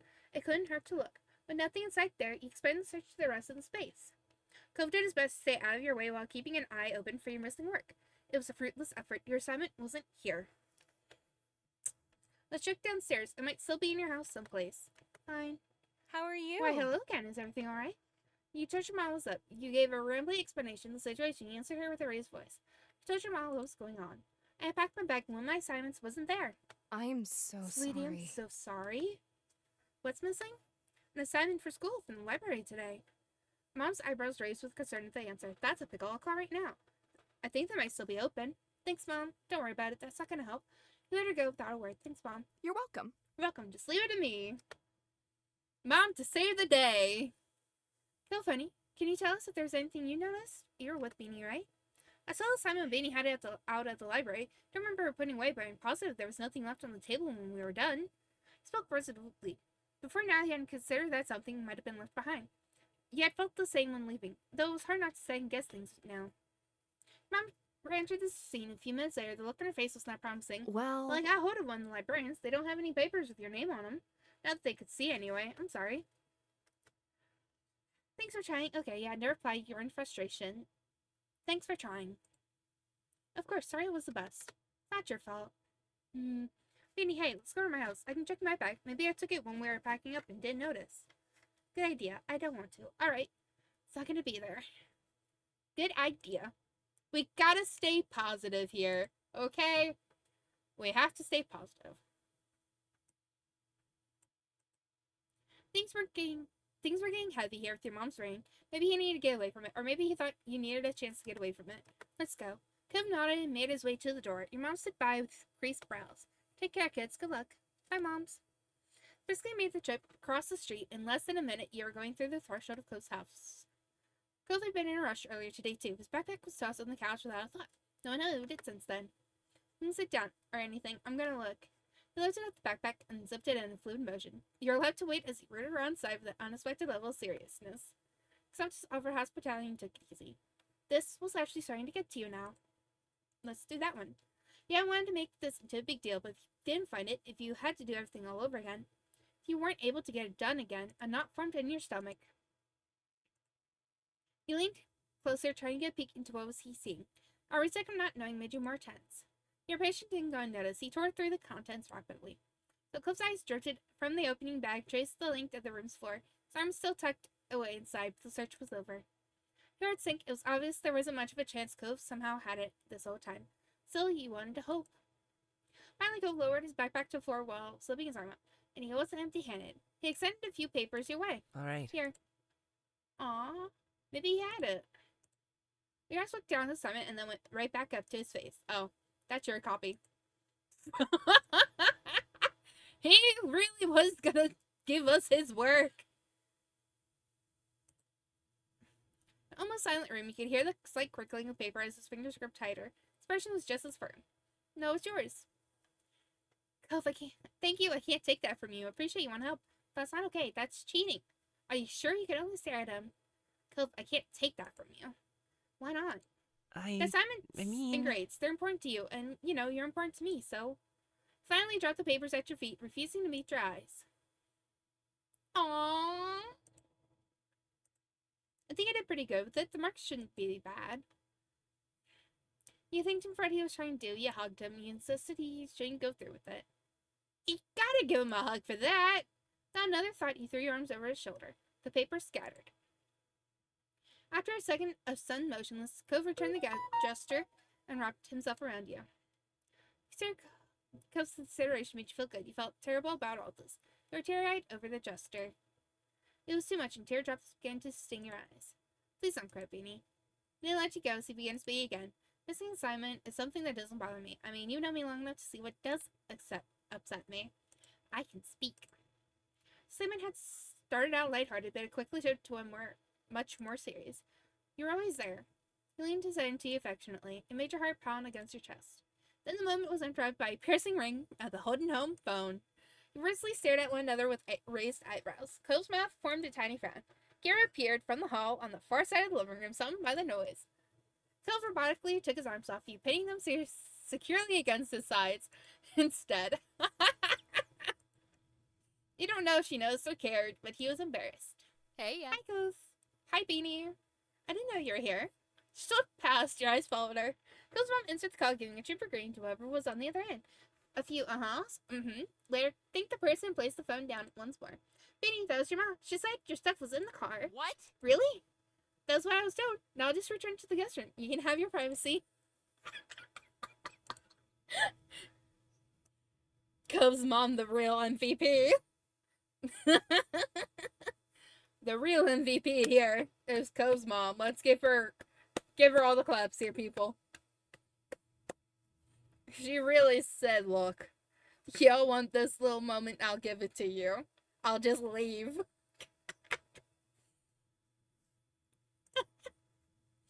Cove's Ghostface cycle from shock to sour as Mom made her escape laughing.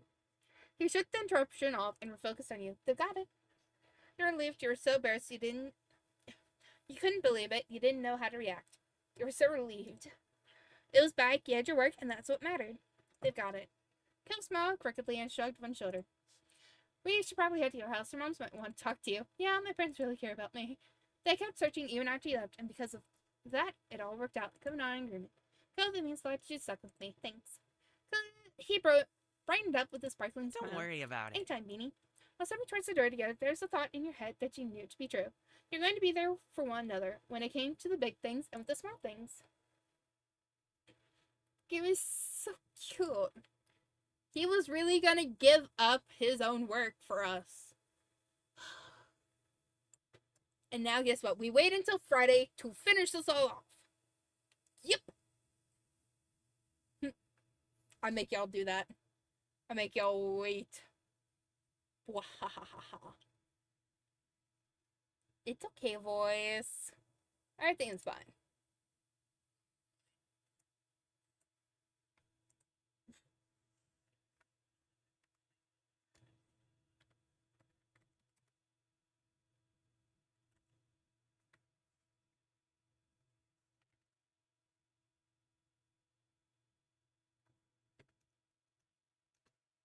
It's fine.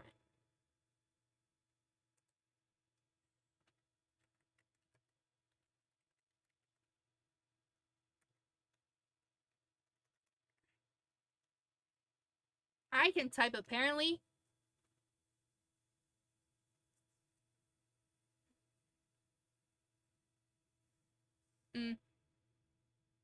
I shall see you all next time. It would work if I hit end soon now. So I shall see you all tomorrow. We'll be playing DBD with Risa.